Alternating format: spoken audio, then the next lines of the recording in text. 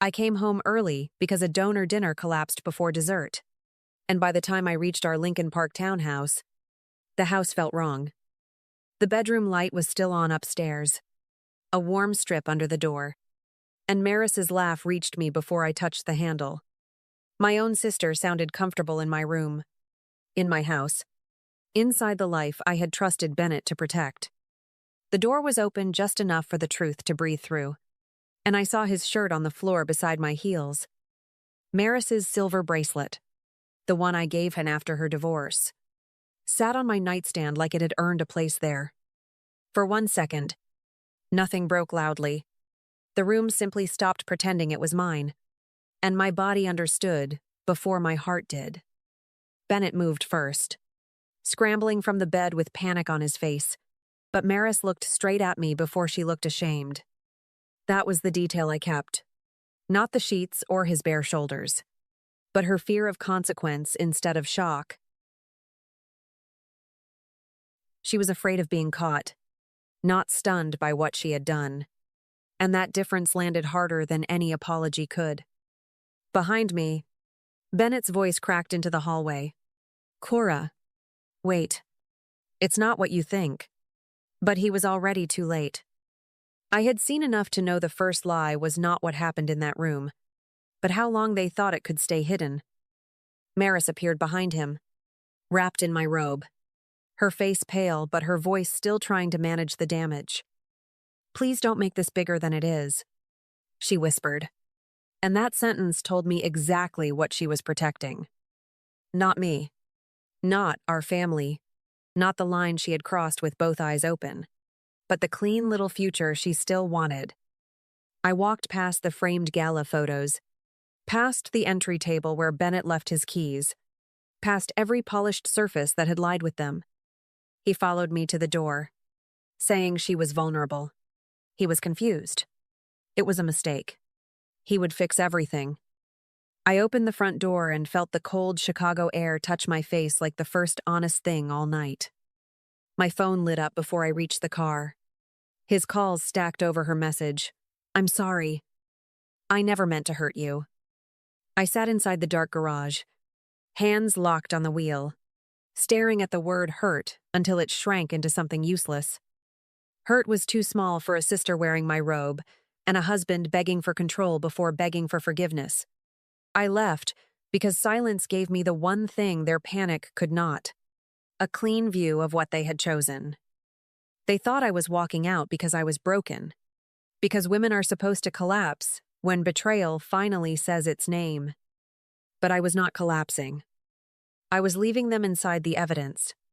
And for the first time all night, I understood that my silence scared them more than any scream could.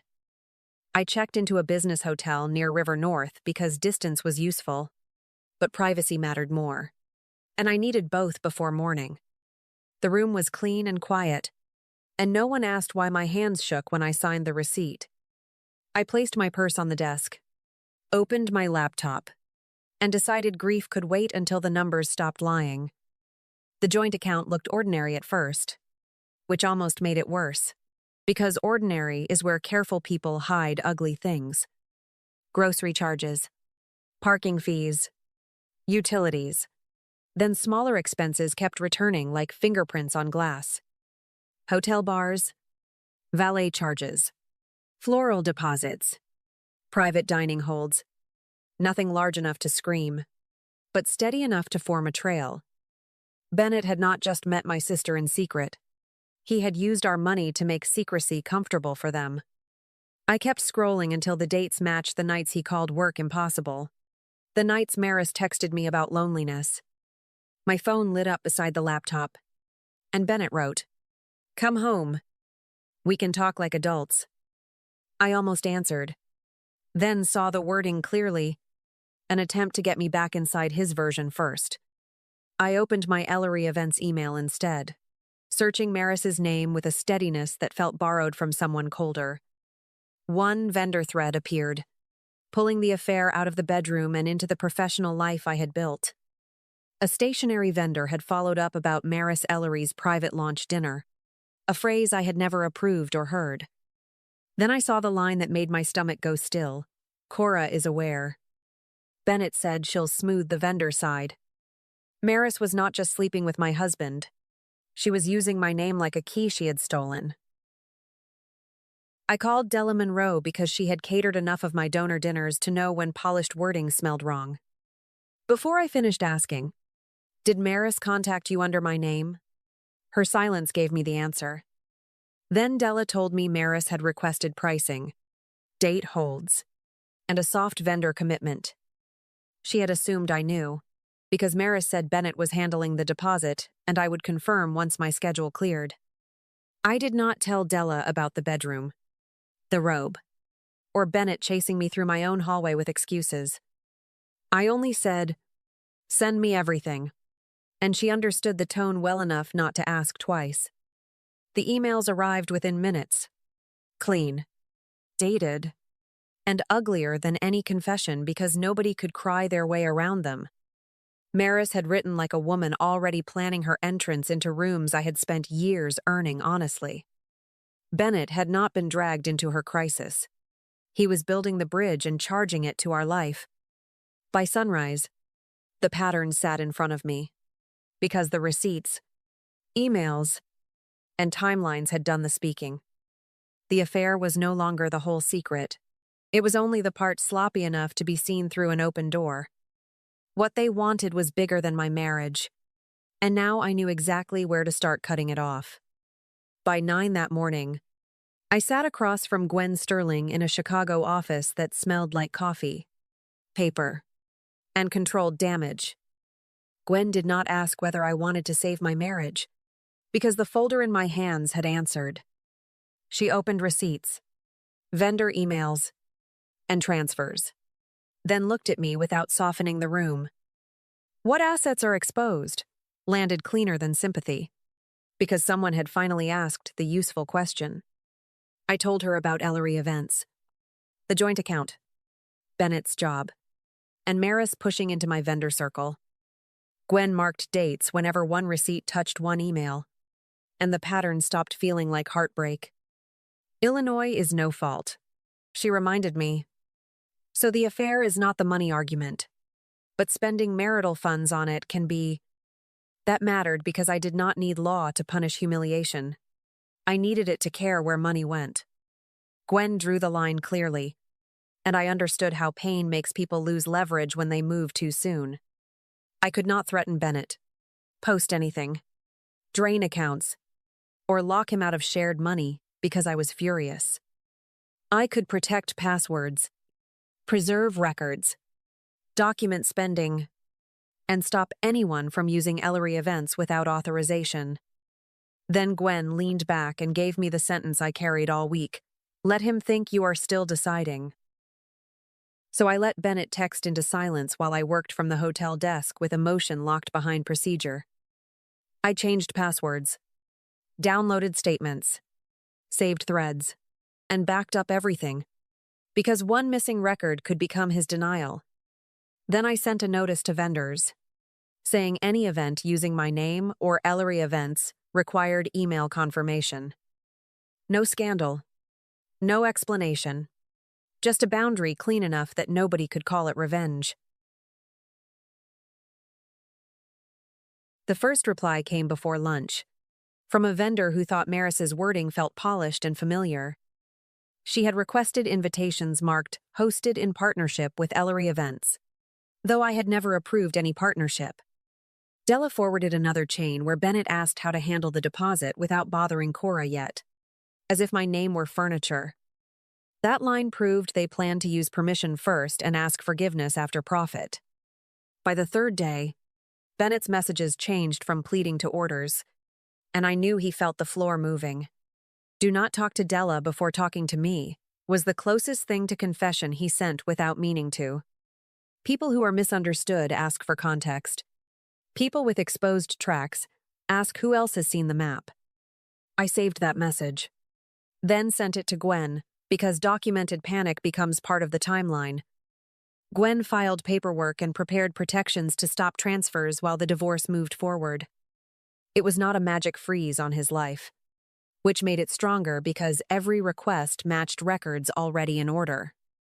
I did not want drama big enough for Bennett to fight.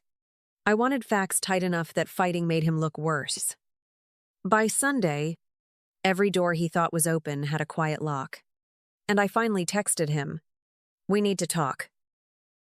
I came home at exactly 3 on Sunday, because arriving on time was the last courtesy I planned to give Bennett. The townhouse looked too clean, with pillows arranged, counters wiped, and coffee waiting like remorse could be staged. He wore the gray sweater I once liked, and the choice was so obvious it almost felt insulting. "I know I destroyed your trust, but I love you," he began, reaching for the version of me that softened first. I set my bag and placed the folder where his eyes could not avoid it. He kept talking, saying Maris had been vulnerable, saying he was confused, saying one mistake had become larger than he meant. I pulled out hotel receipts first, and his mouth stayed open without finding the next line. Then I placed bank transfers beside them. Each date sitting close to a night he called work impossible. "You are making this colder than it has to be," Bennett whispered, as if warmth had ever protected me from him. "No, I am making it accurate," I answered, then opened the vendor email with Maris's name in the subject. His eyes moved across the line about Ellery events, and the room changed before the either of us mentioned divorce. The front door opened behind me, and Maris stepped inside, like Bennett had promised her this conversation could be survived. "Cora, I never wanted your life," she said, already choosing the softest shape for what she had done. I looked at the email, then at her, because her own sentence had arrived before her apology ever could. "No," I told her. "You wanted the rooms my name opened." Maris started crying, saying Bennett made her feel seen after the divorce. But I only read her words back from the page. "Cora is aware," I repeated, and the silence after that belonged to her. Bennett pushed his chair back and asked, "You already filed, didn't you?" Because panic had reached the right conclusion. "Yes," I answered, then watched his face settle around the word like it had weight. He asked why I had not given him one chance, and I almost recognized the man who used to sound reasonable. Then I saw the receipts between us, and whatever tenderness remained stepped back from the table. "You had months of chances," I told him, "and you used them for hotel rooms and invoices." I explained that Gwen would handle the divorce, the financial protections, and every business boundary they had tried to blur. Bennett stared at the folder like it had betrayed him, but paper only repeats what people are willing to write down. They thought I came home to hear their version, but I came home to end their permission to write mine. After Sunday, nothing exploded in public, which made the consequences harder for Bennett to twist once they started arriving in order. Gwen filed the divorce paperwork, then tied each financial request to receipts Bennett had created with his own careless hands. The hotel charges, transfers, deposits, and vendor emails moved from private humiliation into formal records, with dates no apology could soften. Bennett could call me cold if he wanted, but he could not call a bank statement emotional after it reached Gwen. The settlement talks were not built around the affair, because Gwen kept everything inside what Illinois law would actually recognize. She named the spending carefully: marital money used for rooms, deposits, and a business path meant to benefit Maris. Bennett tried to say those charges were harmless, but harmless spending does not hide beside late nights and rehearsed explanations. Every dollar he had treated like background noise became leverage once it stood beside the emails they forgot to fear. I kept Ellery Events because it had been my company long before they decided my name should become their shortcut. The accounts, contracts, client list, and email domain stayed protected because Gwen separated ownership from heartbreak with almost surgical patience. I sent one final notice saying no partnership existed with Maris Ellery or Bennett Rourke, and every legitimate vendor understood immediately. Della canceled the catering hold first. Then 2 more vendors stepped back once they saw the invitation draft using my company name. Maris lost the launch before she ever stood under the lights she had imagined belonged to her. In Chicago's gala circle, no one needed a public scandal when a private warning came with paper clean enough to trust. She called me crying, insisting I had taken everything from her, and I let the silence sit before giving her one answer. "Which part was yours?" I asked. Because the man, the money, the access, and the trust had all belonged elsewhere. Bennett's professional fall came quieter than Maris's social one, which somehow made it feel more permanent. Nolan Briggs called him in after the referral language and private client introductions became impossible for the wealth office to explain away. The issue was not that Bennett had been unfaithful, because firms rarely pretend to manage morality that broadly. The issue was that he used professional access to feed a personal scheme tied to my reputation and Maris's launch. Bennett texted me once, "You are ruining my career," and I answered because that sentence deserved correction. "No. I documented what you used mine for," I wrote, then put the phone face down without waiting for impact. By the end of that week, he was placed on administrative leave. And soon after, the office let him go. He had sold himself as careful with other people's money, and now his own records argued against him clearly. The townhouse became temporary ground, not a prize, and Bennett moved into a rented apartment while Gwen handled the rest. Maris's family heard enough to stop asking me to be gracious, because grace has no value when demanded as cleanup. I did not scream online, leak photographs, or beg anyone to choose sides, because the facts had already chosen. They tried to open a future with my name, and every door they touched closed before they reached it. A year later, my condo near Lake Michigan had no borrowed silence, only keys answering to my hand and bills carrying my name. It was smaller than the townhouse, but every drawer opened without suspicion, and every room belonged to a life nobody else was spending.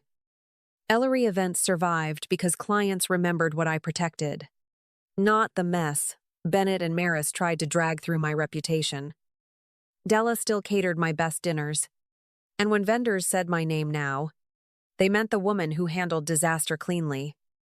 Bennett found work at a smaller firm because his old office cared too much about trust. I heard it from someone else, the way Chicago news travels when people pretend not to repeat it. Maris left the gala circle after the canceled launch, taking floral jobs outside the rooms she had tried to enter through me. My family stopped asking me to make everyone comfortable once the emails made comfort impossible, and silence finally worked in my favor. Their consequences were not theatrical, just permanent enough to follow them into every room where their names used to open doors. Bennett no longer entered conversations as the careful man trusted with other people's money, because his own records had answered first. Maris no longer borrowed sympathy as a credential, because jealousy sounded different once it sat beside her emails. I did not need them ruined. I needed my life returned without their fingerprints on every handle. Maris emailed once, asking for one conversation, and I agreed to a cafe meeting. She looked older, quieter, and when she whispered, "I was jealous of you," I believed the confession without accepting it as repair. "Jealousy did not open my business email," I answered, watching the truth land without needing my anger to carry it. We left without hugging, and that felt honest because some doors close cleanly only when no one decorates the lock. I did not win because they lost everything. I won because I walked away with my money, my name, and nervous system intact. Thank you for staying with Cora's story until the end, especially if any part of rebuilding felt familiar. I hope it reminds you that peace can still find you after betrayal, and that choosing yourself can be a steady beginning. Share your thoughts below, and stay with us for more stories about strength, healing, and choosing yourself again.